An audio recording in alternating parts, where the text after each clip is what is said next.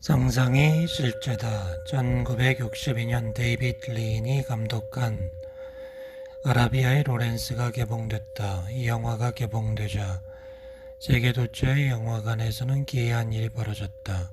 극장마다 휴식 시간의 매점 앞에는 음료수를 사려는 관객들로 인산인해를 이루었다. 관객들은 스크린에 펼쳐진 사막의 모래바람에 빠져들어 갈증을 느꼈기 때문이다. 이처럼 목마름, 배고픔, 그 밖의 신체 반응은 외적으로 존재하는 실제만이 아니라 우리 스스로 무엇을 실제라고 믿는가 하는 상상에 의존하고 있다. 어떤 의사는 사람들이 새벽 5시에서 6시 사이에 많이 사망한다는 것을 관찰했다. 수면 중에 협심증이 아지나 팩토리스가 발생하여 갑자기 잠에서 깨어나려고 할 때 죽는다는 것이다. 이 점에 착안해 노린이라는 의사는 심전도 ECG 검사를 사용하여 이 현상을 관찰했다. 그는 수면 중 협심증 발작에 따른 급사는 꿈의 내용과 관계가 있다는 것을 알게 되었다. 협심증 발작 때문에 잠자다 환자는 격렬한 꿈을 꾸었거나 두려움이나 분노와 같은 감정을 느끼는 꿈을 꾸었다는 것이다. 꿈을 꾸지 않는 상태에서도 협심증 발작이 일어날 수는 있지만 꿈이 협심증의 중요 원인이 된다는 근거는 많다. 우리가 꿈속에서 뭔가에 쫓겨 질주하면 몸은 잠든 채 누워있지만 실제로 질주하는 것 같은 신체적 반응이 일어난다는 것이다. 믿음과 신체가 얼마나 밀접한 관련을 맺고 있는지에 대한 또 다른 예로 상상 임신, 수도 시에시스를 들 수 있다. 그것은 자신이 임신하였다는 믿음에 따라 실제 임신과 유사한 신체적 증상이 나타나는 것을 의미한다. 이것은 심신관계를 가장 극명하게 설명하는 사례로 기원전 300여 년경 서양의학의 창설자인 히포크라테스에 의해서도 언급된 바 있다고 한다. 상상임신의 정확한 원인은 명확하게 밝혀지지 않았지만 그 이유 중 하나는 아기를 갖고 싶어하는 강력한 욕망 때문이라 한다.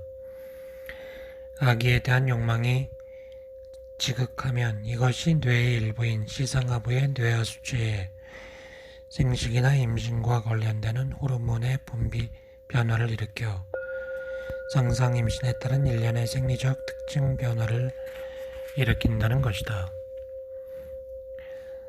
앞서 본 꿈속의 협심증 발병 그리고 상상임신과 같은 현상은 심리적 믿음이 신체에 얼마나 강한 영향력을 행사하는지를 드러내 보인다. 그런데 정작 협심증이 일어나는 심장 부위나 상상임신이 일어나는 자궁 부위에는 눈과 귀와 같은 특별한 감각을 수용하는 수용기가 없다. 오직 이들 장기의 기능을 지배하는 것은 내분비기관이나 뇌에서 전달되어 오는 호르몬이나 신경 전달 물질과 같은 화학적 신호들이다. 이처럼 우리 몸에 있는 많은 장기들은 우리 마음이 실제라고 믿어 이들 장기에 전달해주는 화학적 신호에 따라 반응한다. 두려움을 느낀다면 심장이 두근거리고 불안하고 긴장감을 느끼게 되면 온몸이 안절부절하고 소화기도 안절부절해 설사가 나오는 것쯤은 누구나 알고 있다. 믿음에 따른 뇌의 반응. 성인의 뇌는 1.4kg 정도의 주먹만한 크기인데 그것은 1,000개 이상의 뉴런 또는 신경원이라 불리는 세포들의 덩어리다.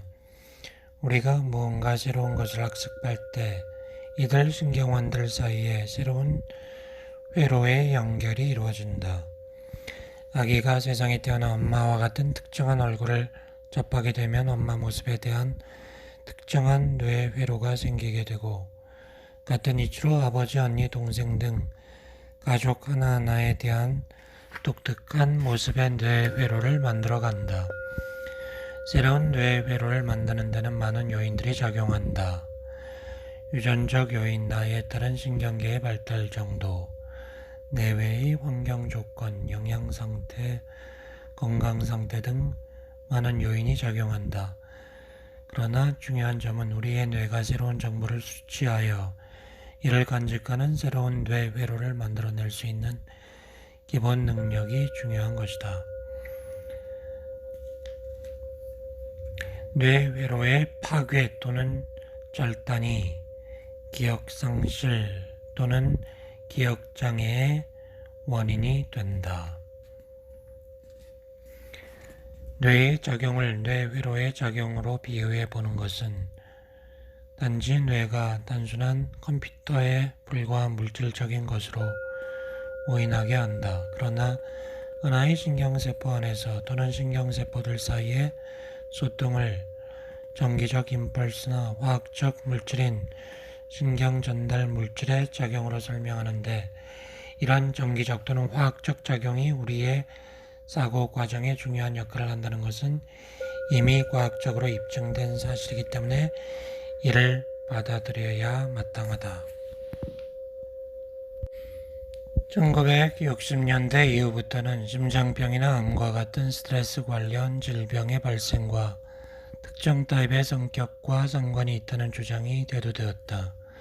1960년대 미국의 심장병 의사인 프리드만과 로젠만은 그들이 치료했던 대부분의 심장병 환자가 서두르고 아무 때나 화를 잘 내고 극심한 도전성 그리고 높은 성취욕과 같은 행동 특징을 보여준다는 데 주목했다. 이러한 성격 특징을 타입 A 행동 양상이라 불렀다. 흔히 성질이 몹시 급해 쉽게 화를 잘 내는 사람들이다. 반면 평소 서두르지 않고 화를 잘 내지 않고 특별한 경쟁심도 안 보이는 사람을 타입 B라고 부르는데, 이들은 스트레스에 잘 적응한다. 타입 A가 B에 비해 약 2배 이상의 심근경색을 보인다는 증거가 나타났다. 타입 C는 남들이 착한 사람, 좋은 사람이라고 말하는 성격이다. 자기 희생이 강한 반면 결단성이 없고 우유부단하고 부정적인 감정을 잘 표현하지 않는 사람들인데, 암이 잘 발생되는 성격이라는 것이다. 과거 전통적인 한국 사회에서 화를 참음으로써 생긴 화병이라는 한국인 특유의 병이 이런 것일 것이다. 마지막 타입 D라는 성격 패턴도 등장하는데, 이것은 분노감이나 불안감 등과 같은 불쾌한 감정을 억누르는 성향이 있으면서 다른 사람과 인간관계를 맺지 않고 소외감을 느끼고 말수가 적은 사람들이다. 타입 D는 관상동맥, 심장병이나 뇌졸중 같은 어혈성 순환기 장애에 취약하다고 한다. 최근 특정 질병에 잘 걸리는 특정 성격보다는 일반적으로 질병에 잘 걸리는 질병 경향성 성격 유형이라는 개념이 주목을 끈다. 이것은 우울, 분노, 적개심, 불안과 같은 부정적 감정을 특징적으로 갖는 사람을 말하는데, 이런 사람들은 각종 질병에 잘 걸린다. 신경과학자 캔더스 퍼트 박사는 불안, 우울, 적개심과 같은 부정적 정서 상태가 면역계통에 영향을 미쳐 질병을 야기할 수 있다는 설을 제기했다.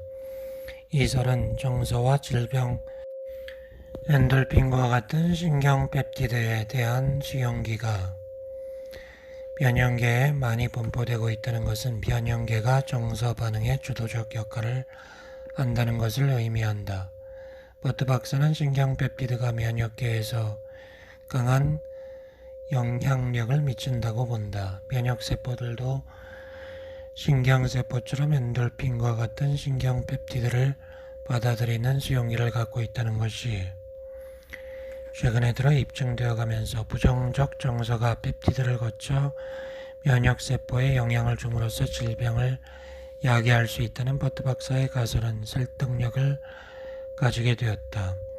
버트 박사의 가설은 감정과 신경활동, 면역활동 간의 연결고리를 설명하는 진일보한 심신관계 이론이다. 2장 마음으로 뇌의 구조를 바꾼다. 뇌도 변화될 수 있는가? 신경가소성. 2004년 10월 14대 달라이 라마는 인도의 다람살라에서 저명한 신경과학자, 심리학자들과 함께 일주일 동안 뇌도 변화될 수 있는가? 뇌를 변화시킬 수 있는 마음의 힘은 무엇인가? 라는 주제의 토의를 벌였다.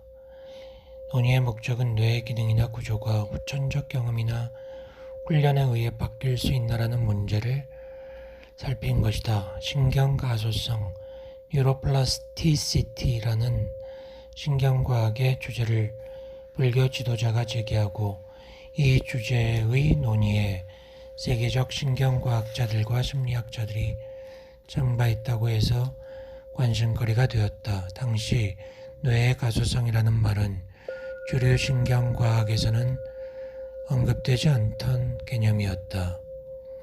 스페인 출신의 신경해부학자 라몬 이 카힐이 1906년 노벨 의학상을 받았다. 몇 년 지난 1913년 그는 뇌를 포함하는 중추신경계를 이루는 신경세포는 유년 시절에 형성되고 나서는 변할 수 없다고 말했다. 이 카힐의 선언은 그 후 한 세기 동안 정설로 여겨졌다. 그러나 1970년 이후 동물 실험 결과들이 보여지면서 카힐의 선언은 도전받게 되었다. 지금은 폐기될 처지가 되었다. 2004년 다람살라로 온 신경과학자들은 몇 년 전 달라이 라마가 제기한 마음도 뇌를 바꿀 수 있지 않을까라는 의문을 논의하기 위해 이곳으로 왔다. 명상은 오래 이루어지는 심리훈련이므로 이런 장기간의 심리훈련의 효과를 신경과학적으로 알아본다는 것은 인간을 대상으로 하는 심리훈련의 효과를 자연스러운 실험을 통해 알아볼 수 있는 의미 있는 일이다. 실험 결과 몇 가지 사실들이 밝혀졌다. 아인슈타인을 그처럼 뛰어난 천재로 만들었던 것은 자기 뇌를 잘 활용했기 때문이라 생각된다. 그는 가장 중요한 뇌 부위인 39번 영역을 최대 활용함으로써 이 부위의 뇌를 특별하게 키운 것이다. 이처럼 특정한 심리 훈련을 반복하면 특정한 심리 기능을 담당하는 특정 뇌 부위가 발달하게 되는 것이다. 이것은 카힐의 선언에 도전하는 결과이다. 아인슈타인처럼 한평생 사고훈련을 하여 39번 뇌 영역이 확장된 것이라면 이 같은 현상을 동물 실험을 통해 증명할 수 있지 않을까? 로렌츠 바이그 박사는 1960년대부터 쥐를 대상으로 어린 시절 풍요한 환경 경험이 성숙한 후 미로학습과 같은 인지학습에 미치는 영향을 관찰하였다. 후천적 환경 경험이 뇌에 미치는 영향이 큰 것이라는 것을 밝혀 라몬 이 카힐의 선언을 흔들어 놓은 최초의 장본인이다. 후천적 환경 경험의 영향으로 뇌의 구조와 기능이 변화된다는 것을 밝힌 것이다. 또한 쥐의 사육상자에서 사고를 자극하는 장난감이나 자극물들을 치워버리면 그동안 성장했던 뇌가 위축된다는 것을 발견했다. 환경을 박탈하고 궁핍한 상자에서 격리하여 키웠더니 신체 감각을 담당하는 배측 부분의 비질이 9%나 오그라졌다. 기억 능력과 밀접한 해마를 포함하는 변형계 부위가 25% 줄어들었다. 이 결과 이 팀의 연구자들은 사람의 노화 관련 기억 손상은 지적 자극의 경험 결핍에 따른다고 보았다.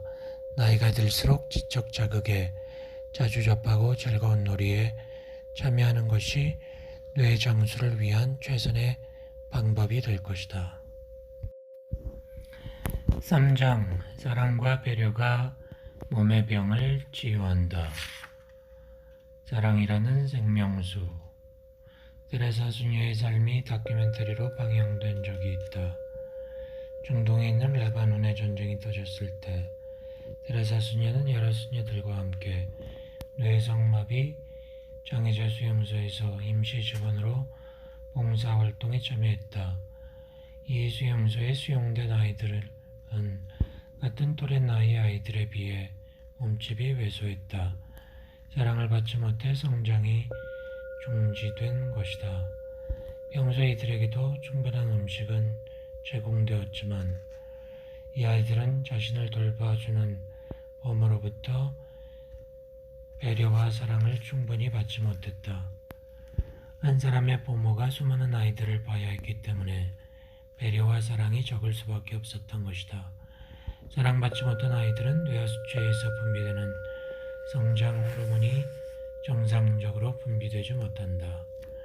그러므로 몸이 오그라든 것이다. 예정의 결핍과 같은 심리사회적 스트레스 조건은 뇌 정서 중추나 호르몬 분비 중추의 정상적 작용을 교란시켜 성장을 정지시키고 신체 기능을 비정상적이 되도록 한다. 그러나 이런 성장장애 어린이들도 사랑과 돌봄이라는 따뜻한 정서적 분위기를 회복하면 그가 멈췄던 신체 성장이 회복된다. 사랑과 배려라는 정서적 요인은 신체 성장을 위한 생명수인 것이다. 사랑과 나눔이 질병 발생의 예방을 위한 비타민이기도 하다. 5장 명상수련에 따른 몸과 뇌의 변화. 드람살라로 간 벤슨 박사. 1971년 데이빗 닐은 티벳의 마법과 신비라는 책을 출간했다. 이 책에서 티벳 승려의 수행에 관해 언급한다.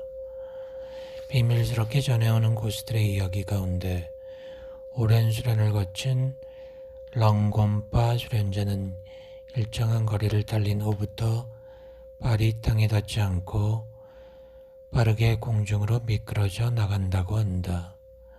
땅에 사람 키만한 깊이의 구덩이를 파고 난 후 그 구덩이 위에 사람 키 높이만큼의 둥근 지붕을 얹고 지붕 꼭대기에 구멍을 낸다. 구덩이 바닥에 수련자가 가부좌를 털고 앉는다. 바닥으로부터 지붕 위의 구멍 사이에는 사람 키의 2배 정도 높이가 된다.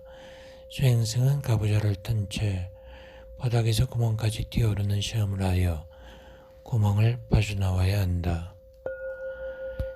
직접 목격하진 못했다. 수행승은 가부좌를 털고 앉는다. 얼음물에 담근 물수건을 몸에 두르고 자신의 몸에서 나는 체열을 통해 이 수건을 말려야 한다. 이외에도 수행승들의 몸에서 나오는 열을 측정하기 위한 시험들이 있다. 눈 위에 앉아 열을 발산하여 눈을 녹이는 시험이다. 수행승의 능력을 측정하는 것이다. 티벳 여행에 관한 데이빗 닐의 책을 읽은 하버드 의대 대학 의과대 교수인 벤슨 박사는 티벳 승려를 대상으로 과학적 연구를 하게 된다. 우선 1959년 중국의 티벳 침공 이후 티벳 땅에서는 불교가 불법화되어 수행승이 없었다. 티벳 수련승을 찾으려면 다람살라로 가야 했다. 달라이라마는 말했다. 내가 청한다면 몇몇 수행승은 연구를 도와드릴 것입니다. 티벳 의학에 대해서도 서구 과학의 관점에서 접근해 주시기 바랍니다. 티벳 의학의 3대 요소, 즉 의사에 대한 믿음, 환자에 대한 믿음, 두 사람의 업이 티베트 의학의 핵심이니 기왕이면 이것도 관심을 갖고 연구해 주시기 바랍니다. 라고 했다. 마지막으로 달라이라마는 신체에 영향을 주는 영적인 힘을 연구하는 과학자들의 노력이 이 세상 종교들을 통합하려고 애쓰는 철학자들의 힘보다 더 큰 힘을 가질 것입니다. 라고 했다. 연구팀에는 벤슨 자신을 대표자로 하고 동료 의사인 레만 박사, 티벳 전문가로 통역을 맡아줄 제프리 호킨스 박사, 하버드 의대생 앱스타인, 사진작가 펄먼 등이 참석했다. 영화감독 한 사람과 조수 한 사람까지 포함하여 7명이었다. 미국 국방환경의학연구소 등의 도움을 받았다. 명상수행 중 몸에서 일어난 신기한 현상. 티벳 승려가 등장하는 영화나 텔레비전 화면을 보면 티벳 승려들은 추운 날씨에도 양말을 신지 않고 한쪽 발에는 장삼을 두르지 않은 채 바깥에서 담론을 벌이는 모습을 볼 수 있다.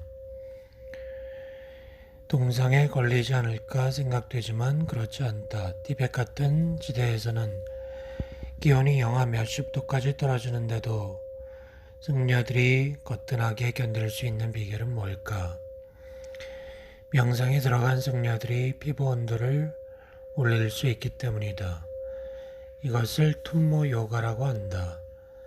툰모 요가를 수행하는 수행승들은 영적 수행에 따르는 실용적 결과에는 별 관심이 없다.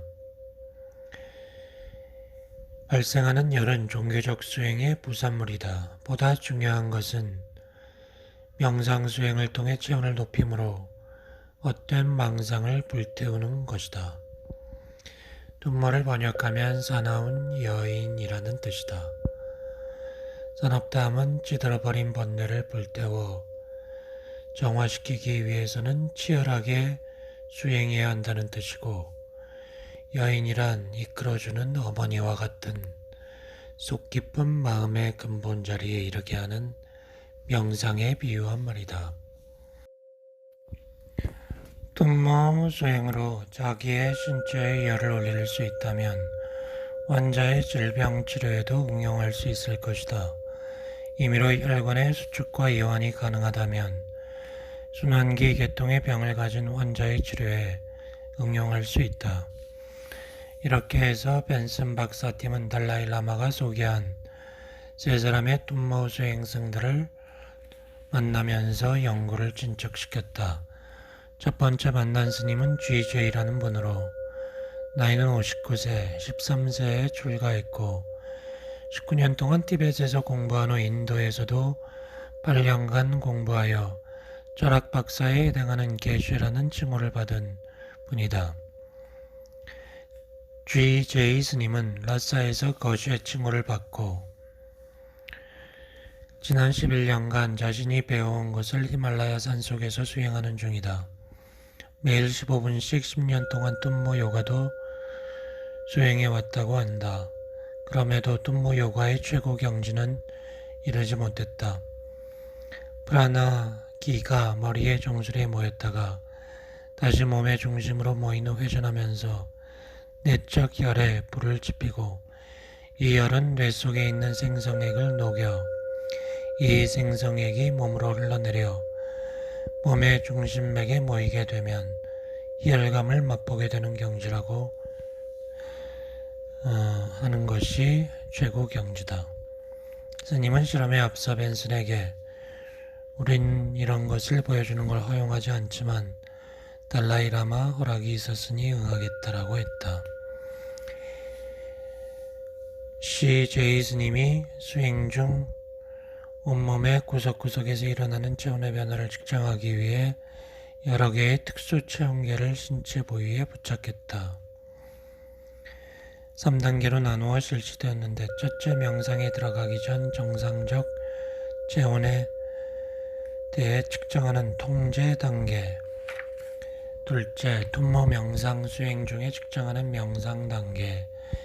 셋째, 명상을 마치고 일상으로 돌아오는 단계에서 측정하는 회복 단계로 나누어 측정했다.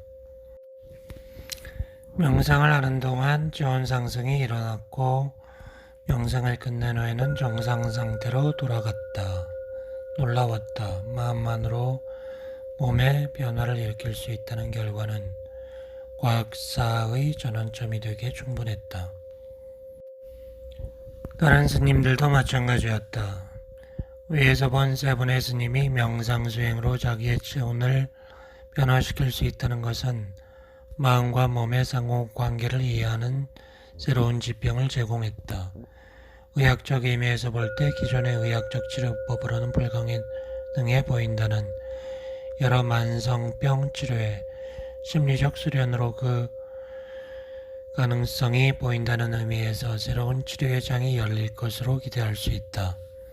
이런 발견들이 1980년대 후반부터 시작되는 마음과 신경계, 내분비계와 면역계가 연결되어 있다는 정신신경 내분비 면역학이라는 사이코뉴로엔도 이미놀로지라는 새로운 과학이 탄생되는 계기를 마련하는 데 일조했다. 어쨌든 간에 벤슨 박사의 다람살라 탐험 연구는 의학사의 새로운 장, 즉 마음 신체 의학 또는 심신의학, 마인드 바디 메디신이라는 새로운 의학을 선보이는 계기가 되었다.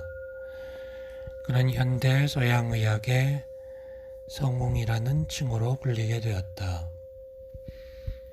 달라이라마 데이비슨 박사를 초청하다. 세계적인 주간지 타임지는 2006년에 가장 영향력 있는 인물의 한 사람으로 리처드 데이비슨을 선정했다. 그는 위스콘신주 메디슨에 있는 위스콘신 대학교에서 심리학과의 정신과의 교수를 맡고 있으면서 감성신경과학연구소의 소장을 겸직한다. 그는 오랫동안 우울증과 같은 정서장애에 게재하는 뇌기제의 탐구와 심리적 요인들이 신체 건강에 미치는 영향을 연구한 신경과학 전공의 심리학자다. 그는 1981년 달라이라마와 신경과학자, 인지과학자 등이 모여 만든 마음과 생명 연구회의 멤버였다. 달라이라마는 질문했다. 뇌에서 변화가 나타나기 전에 어떤 생각이 일어나는지 탐지할 수 있는가? 다시 말해 마음이 뇌의 정기적 과학적 신호 발생에 선행할 수 있는가? 라고 질문하였다. 만약 그렇다면 뇌가 마음을 일으킬 수도 있고 또한 마음이 뇌 활동에 영향을 미친다고도 볼 수 있지 않겠는가? 위스콘신 과학자들은 달라이라마의 질문을 거부하지 않고 수용했다. 다시 말해 과학자들이 마음은 뇌의 물리적 표현이면서 동시에 마음이 뇌의 물리적 변화를 일으키는 원인이 될 수 있다는 달라이라마의 가설을 수용한 것이다. 수행승의 뇌는 어떤 특징을 가지고 있을까? 데이비스는 과거 오랫동안 연구를 통해 긍정적 감정을 훈련하면 뇌의 기능이 달라진다는 것을 알고 있었다. 그는 불교 수행의 핵심인 행복, 자비, 기쁨, 열정 등과 같은 긍정적 마음을 기르는 수행을 오랫동안 해온 스님들은 뇌의 기능이나 구조에 어떤 특징이 일어나 일반인의 뇌와는 다를 것이라고 생각했다. 그런데 지금까지 스님을 대상으로 한 과학자들의 연구들은 앞서 살핀 벤슨 박사의 연구처럼 몇십 분 동안 tun무 요가와 같은 특정 명상을 하고 있는 동안에 일어나는 신체 변화, 예컨대 체온, 심장 박동률, 그리고 호흡률의 변화와 뇌파 변화 정도만 알려졌을 뿐이다. 불교 수행에서는 잠깐 동안 심신에 일어나는 일시적 변화는 중요한 것으로 여기지 않는다. 대신 장기간 지속하는 마음과 몸에서 일어난 비교적 지속적인 변화를 강조한다.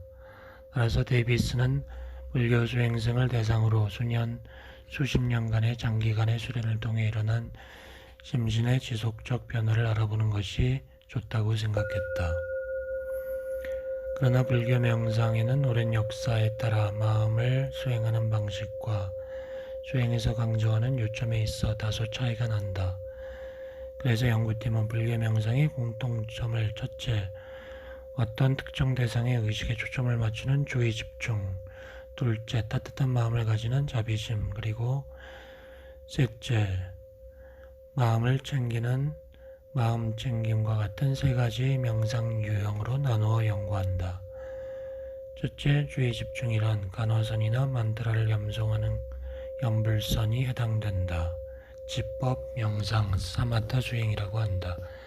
두 번째는 스스로 자비심을 기르는 자비수행 또는 자비관이다. 이것은 불쾌한 기분이 일어났을 때 이것을 알아차리고 불쾌한 감정을 자비심이라는 따뜻한 애독제로 녹여 변형시켜 나가는 것을 훈련하는 것이다. 따뜻한 마음을 불러내는 자의 명상과 미운 사람을 용서하는 용서 명상이 여기에 속한다. 세 번째, 마음 챙김이란 이곳에서 일어나는 사건들의 열린 마음으로 바라보는 힘을 기르는 것이다. 알아차림, 윗바사나 등으로 불린다. 예컨대 지금 이 순간 일어나는 감각, 감정 또는 생각에 즉각적으로 반응하지 않고 그것이 일어났음을 먼저 살펴 알아차림하는 것을 말한다. 이런 상태가 지속되면 탐진치가 빠져나간 순수한 마음 상태가 지속된다. 실험의 결과는 만족감 또는 행복감과 같은 긍정적 마음은 특별한 마음 수행을 통해 개발될 수 있다는 것을 보여주었다. 그리고 자비 수행을 비롯한 명상 수행이 우울증이나 공포증과 같은 부정적 감정을 가진 정서장애자를 치료할 수 있다는 것을 보여주었다. 또 자비 명상을 하는 동안 전전두엽으로부터 정서조절센터인 변형계를 연결하는 신경회로의 반응 역시 명상 수행자들에서 더욱 활성화된다는 것이 밝혀졌다. 이것은 주의 집중력을 담당하는 뇌 부위인 전두엽이 감정 촉발을 담당하는 변형계의 활동을 제어한다는 의미이다. 또 집중하는 마음 수행이 감정 표현을 조절할 수 있다는 뜻이기도 하다. 자비심을 일으키는 명상 수행 동안에 이렇게 개별적 기능을 하는 것으로 알려진 여러 뇌 부위들이 동시에 활성을 보인다는 것은 우선 감각 피질이 아픔을 느끼면 뇌 속 섬이 연민을 느끼고 대상 피질이 공감을 느끼면서 구조행동을 해야겠다는 결정을 내리게 되면 소뇌가 이 결정을 행동 실천에 옮기도록 하는 자비 행동 목록이 실천에 옮겨지도록 하는 것이라고 생각할 수 있다.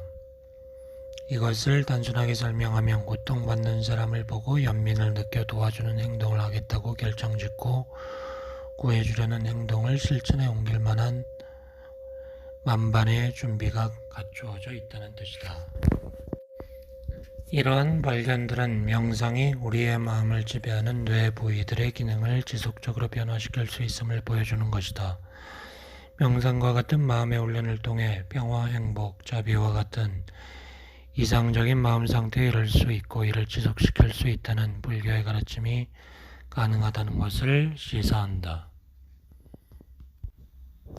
명상 수행은 스트레스를 감소시키고 사고의 명료를 증가시키며 어려운 상황에 처했을 때도 무너지지 않고 주의의 초점을 유지해 갈 수 있는 인내심을 증가시켜 준다.